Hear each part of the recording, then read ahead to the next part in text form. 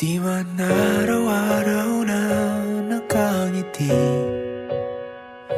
at ilang beses na rin tayong humihindi.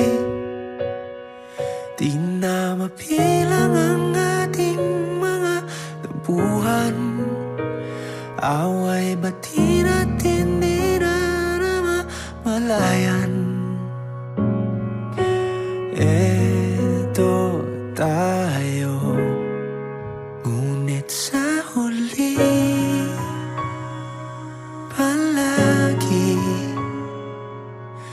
babalik pa rin sa yakap mo.